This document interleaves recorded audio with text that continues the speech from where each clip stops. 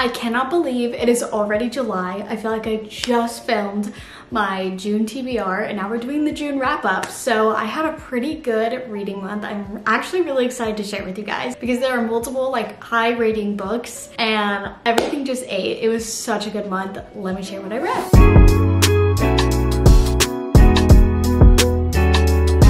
I read 5 books, potentially 6 because I'm in the middle one. I'm filming this a little early, so if I finish the one that's the 6th one, I'll hop in at the end of this and talk about it for a second.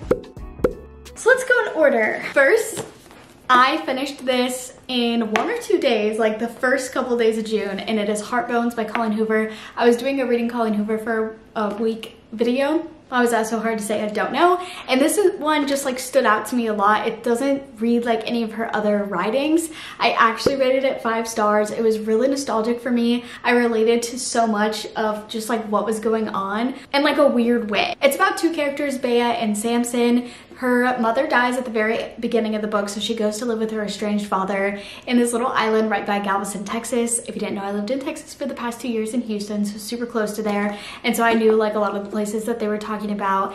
And then Samson lives on this like island full time, whereas I think her estranged father is just like summer home. So she's there for the summer. It's that summer right after you graduate high school and she's gonna be going to college. So this is kind of her last summer being a kid, one might say. Anyway, a lot of stuff happens, but also nothing happens. I don't know, it's just cute, it's nostalgic, it's beachy, it's very summer. I would highly, highly recommend this book. As far as spice level goes, there is 1 spice scene and I wouldn't say it was anything too crazy. It's not closed door though. As someone who doesn't like spice, I was okay with this book. Like I could deal with this versus like a lot of other Colleen Hoover books, way too much spice. This one is very tame, very chill. Then I finished the tandem read and I could talk about this all day long. I love Throne of Glass. I'm a huge Throne of Glass fan. I might even like it better than ACOTAR at this point. I've been working through these books for months now and I finished the tandem read. So if you don't know, this is from the Throne of Glass series. These books you read at the same time because they take place at the same time. So there's like a chart that tells you you'll read like, you know, 3 or 4 chapters here and then 3 or 4 chapters here, and you just go through both of them at the same time, which basically means you read one giant 1,000-page book. Let's just compare. So this is the last book in the series, and this is the thickness comparison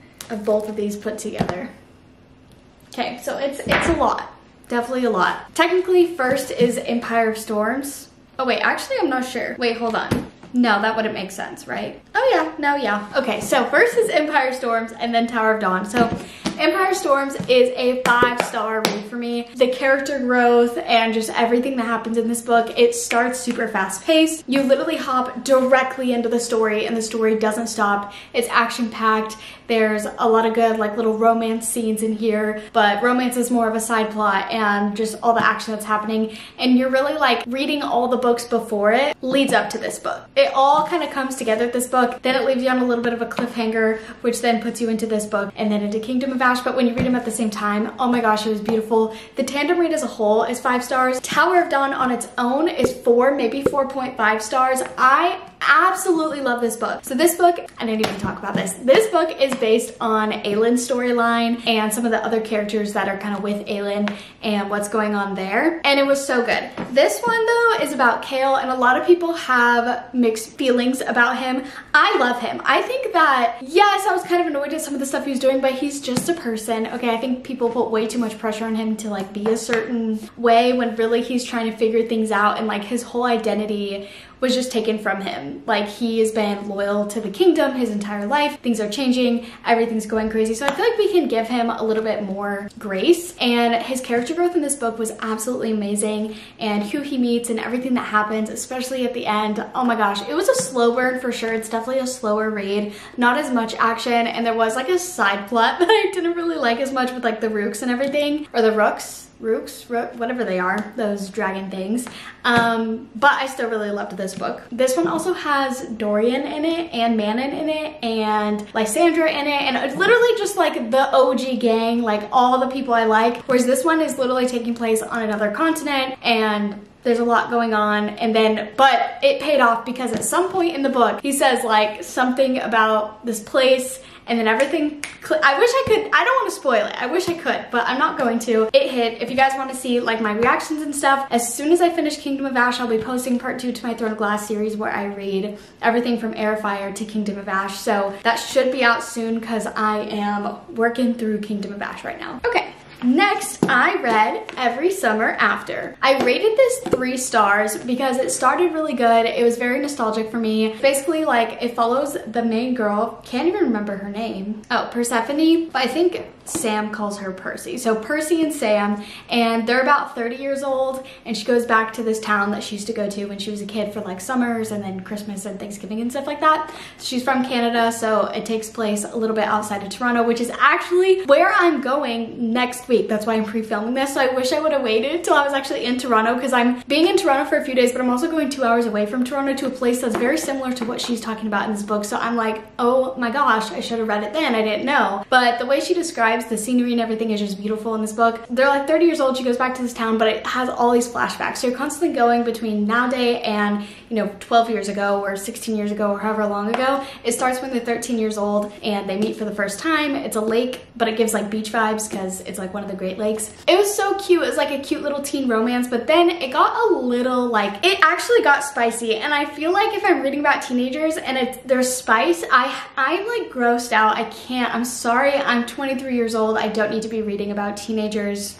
doing stuff. So that's a lot of the reason why it went down in my rating. But also I feel like they were more mature when they were teenagers than they were when they were adults, and it was driving me crazy. And then also I feel like it low-key had a little bit of just like lack of communication trope. And then there is a trope at the end, I'm not gonna spoil it, that really brought the rating down for me. Actually made me pretty upset. I won't say too much, but is it worth a read? I mean, yeah, maybe until the end. Like if they would have just not had that in there, this could have been good. So, and last but not least, why did I just scream? Oh my gosh. In Ember in the Ashes. Y'all have been hearing me talk about how I've been putting this off because it's like fantasy, it's the beginning of a fantasy book, and you know, I get nervous with the first of a fantasy series because you never know if it's gonna be like slow just building the world or if there's gonna be a lot of action or what happens. Oh my gosh. I don't really know how to describe like where I'm gonna put this in my rating because I gave it a 4 stars, which is the same that I gave the first book of Throne of Glass. I wouldn't say it's as good as Throne of Glass, but it's really good. Like, I love it. Even just in this first book, there's insane character growth. It's interesting because there is romance, but it's such a side plot, and it's like complicated love. Like, it's never just straightforward, and I really like that. How do I even describe what this is about? So basically, there's the Martial Empire, which has kind of taken over, and there's the scholars. Laia is a scholar. Elias is a mask, which is a form, like a higher up warrior marshal, and he is chosen to go into these trials. So there are trials in this, and he has like a best friend who's the only girl that goes to this school. So this school is where you become a mask or a warrior for the Martial Empire. It's a really, really strict, insane school, and you can even like die for like deserting. They'll like whip you to death. So it's very like that kind of empire. And then Laia is a scholar. So scholars either get turned into slaves or they live a really poor, sad life. So it's like not what you would think. Okay, it's not just like, oh, okay, there's romance in it, Laia and Elias end up together. No, that's actually, it's so much more.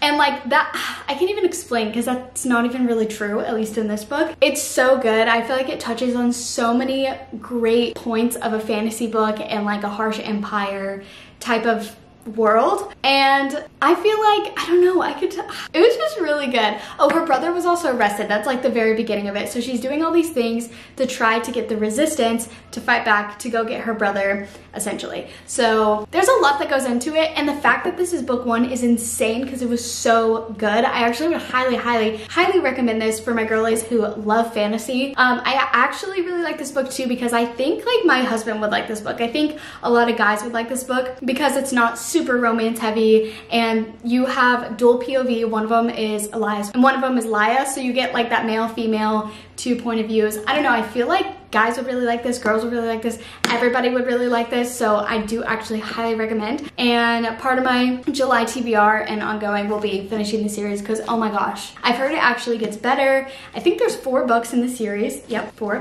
And I'm really excited. This author absolutely ate. It's so good. And 10 out of 10. 4 stars, so actually not 10 out of 10, that'd be like 8 out of 10. But the only reason it didn't get 5 stars is because it did seem a little slow at first, and it wasn't like, I feel like your traditional fantasy. I haven't read that much actually, so I wouldn't know, but it took a second to like get and like fall in love with, but by the end you are in love with the characters, and it's a complex world and there's a lot of complex relationships. I don't know, I really like it. And like I said, there's one more book that I'm reading, which I'm pretty sure I'll finish, so future Cindy's gonna hop in for a second and talk about that book. So the last book I read in June was Picking Daisies on Sundays, and to summarize everything I said while reading this, it low-key put me in a slump for a minute just because it's kind of a mundane book. Like, nothing crazy happens. It's about 2 characters who have known each other for a very long time. Daniela, Daisy, and Levi. Levi tends to call her Daisy, that's like her nickname, and she's been in love with him forever, and they run into each other 4 years after she had confessed her love and he like ditched her, which was when they were seniors in high school.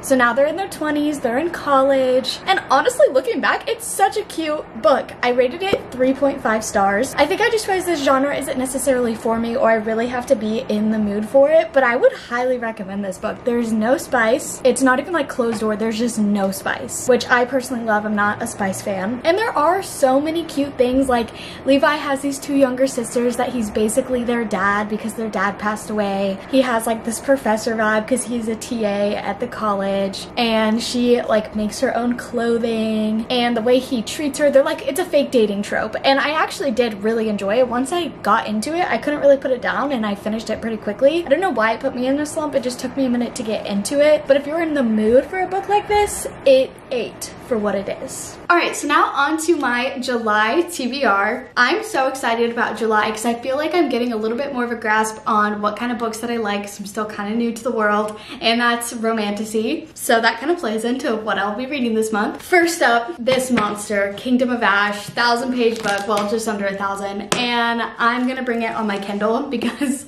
yeah, I'm taking it with me to Canada, so definitely gotta take the Kindle, not the massive version. I am about almost 200 pages in right now, so that means I still have basically 800 pages to go. So I'm still far from finishing it, but it is so good so far. I'm really hoping I can just fly through it so I can get that Throne of Glass video up for you guys. Next is going to be Powerful. This has been on my TBR for a while. I thought I'd read it in June, but I've kind of been putting it off because Reckless comes out July 1st. I'm hoping I'll be able to get it, but I will be in Canada. I'm not sure how much room I'll have in my bag. I'm not sure if we'll have time to go to a bookstore. If we do, I would love to buy Reckless and read Powerful back to back with Reckless so I can kind of dive into that world. This one is a novella based on Adina from Powerless. I didn't even explain that. So Powerless by Lauren Roberts is the first book, and her second book, Reckless, comes out. And so that is also on my July TBR for sure. My first time being a part of a new release since being a part of Book Talk, this is YouTube, BookTube, sorry. And so this is technically book 1.5. It follows one of the main characters from Powerless. Powerful and Reckless are both on my TBR, and I cannot explain to you how excited I am for Reckless. Like, Powerless was everything I love in a book.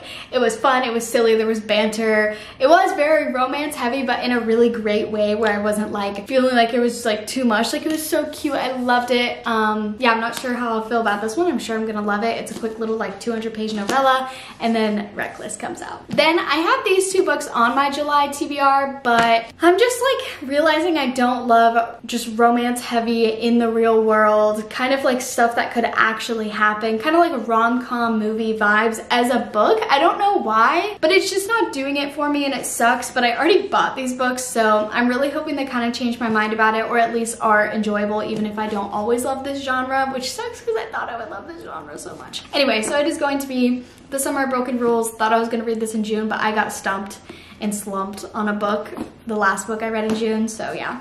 And then Better Than the Movies. I bought both of these on sale on Amazon, thinking I would love this genre. I'm really hoping that these kind of pull me up into maybe liking the genre.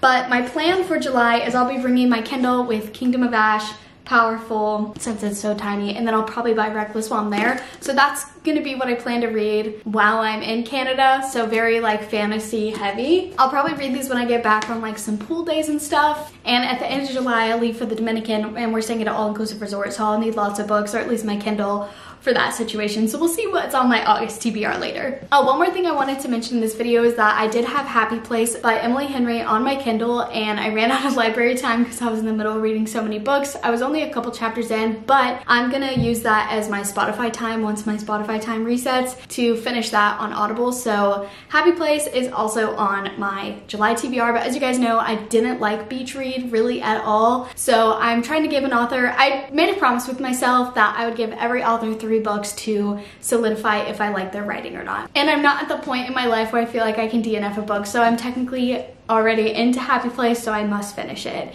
I did try to re-get it on my Kindle, but there is a wait line, so we'll see. But I do have The People We Meet on Vacation like ready for me to read. At least I think it's that one. Wait, let me check. Ooh, I just got the second one to... Wait, I should just throw this on my TBR, honestly. Wait, what am I doing? The second Amber and Ash book just became available for me. Wait, is it the second one? Hold on, pause. Okay, never mind, that was the last book in the series. So if A Torch in the Night becomes available on Kindle, I'll definitely start reading it. I don't know if I'll actually get it in July with how long my TBR already is, but I do want to buy all those books. The problem is I love the new covers and I have the old cover of the first one. Like, this cover doesn't do it for me. Also, it wasn't until about 80% of the way through the book I realized there's 2 people on the cover, which makes sense. But anyway, I want the new covers. I do have, oh wait, no, I said to deliver it later, so I actually don't have it. Okay, well, never mind. But it will be delivered soon. People will meet on vacation. So those will be the 3 that I tried. Emily Henry, I don't know if that'll actually be on my July TBR, but you know, it's up in the air. I'm trying to be lenient with myself because I am really busy this summer. So if I don't read a lot, I don't read a lot, and that's fine. I actually think I just hit my record in June of how many books I've read in a month, so really proud of myself there, although I already was halfway through some of them. Anyways, now I'm rambling. That is going to be my July TBR. Let me know what books you guys are reading, what you're excited for, if you're going to be reading Reckless when it comes out. Oh, thank you guys for watching, and I'll see you in the next one. Bye!